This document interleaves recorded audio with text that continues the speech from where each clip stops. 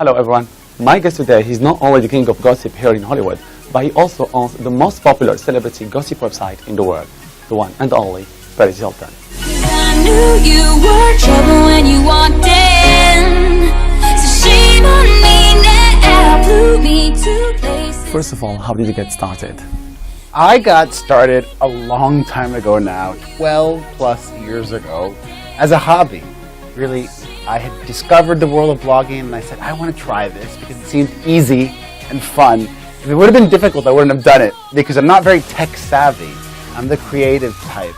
And luckily, my little hobby turned into something bigger than I could have ever imagined. Why did you choose the name of Perez Hilton for your blog? Well, these days it's all about the Kardashians, but in 2004 when I started, it was all about Perez Hilton and Lindsay Lohan and Britney Spears. Those were the three main girls that I would talk about all the time. Kim didn't even exist to the public in 2004, but I just love the name Perez Hilton because it kind of instantly gave you a clue what I was about. The Perez is me, the Latino, the outsider, and the Hilton is the Hollywood, the mainstream. So throughout my whole career, I've just really wanted to give people a different take on celebrity news. Why is the international society obsessed with celebrities? Well, America is just as obsessed with celebrities as the international market. I think that the world has an insatiable appetite for all things celebrity and Hollywood because it's easily digestible. It's a great diversion from everyday life. But what's interesting is over the last 3 years, the people that have been connecting with audiences aren't even your traditional celebrities. Thanks to social media platforms like Instagram, an average normal person has millions of followers. Like hot girls in bikinis and hot shirtless dudes with tons of fans all over the world. I love it. I follow many of them. How do you think celebrity evolved over the years? I think what's also different about being famous in 2016 as opposed to 2004 is now celebrities really know what to expect, and they also have a direct relationship with their fans because they don't need a publicist or a magazine or a TV show to speak to them. They can speak to them directly, and that's good and sometimes bad. Some celebrities get themselves in trouble for the things they say, and then other celebrities don't even have social media. Tell us more about your acting experience.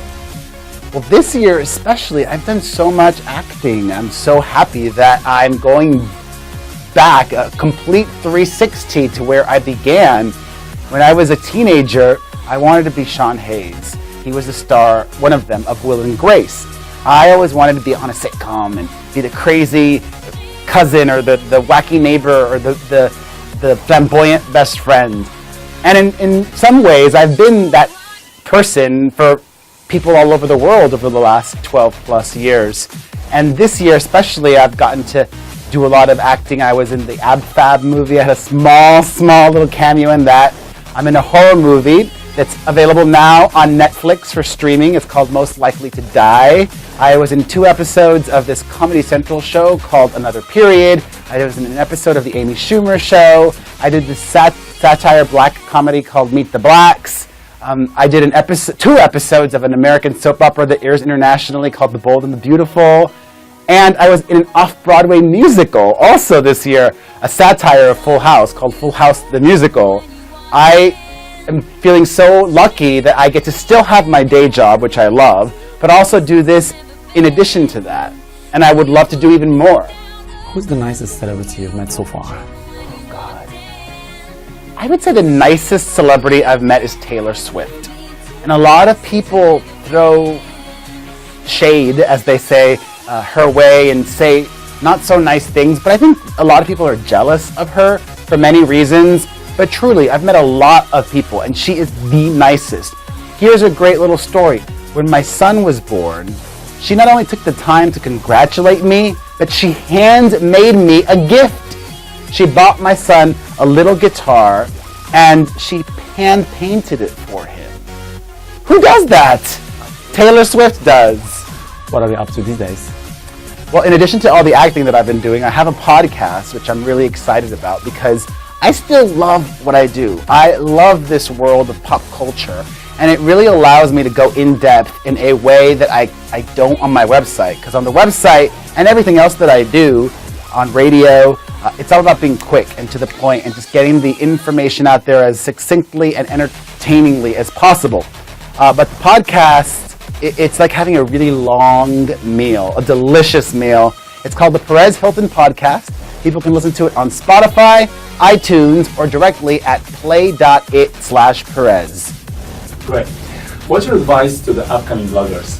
My advice to anybody in any profession, and even if you don't work, as an almost 40-year-old, I know that the most important thing for success is truly just putting in the work. And when I mean putting in the work, I mean your work ethic must be consuming you. Like, you have to work harder than everybody else. 12 years later, I still wake up super early and I still go to bed super late working. I haven't gotten lazy. I don't take anything for granted. I want to have a career like Joan Rivers, who was working until the day that she died. I hope to do that, and I still take what I do seriously, and I appreciate every opportunity, like this one. Who knows who might be watching? Maybe somebody will be watching and say, hey, we should invite Perez over to come to Dubai or somewhere in the Middle East. I've only been to Israel and Egypt, but I would love to go to more places. Thank you. I'm sure you have many, many fans there. Thank you very much for your time. Thank you. I hope to see you soon. I hope so. Thank you. Simo Benbachir, Alarabiya News, Los Angeles, California.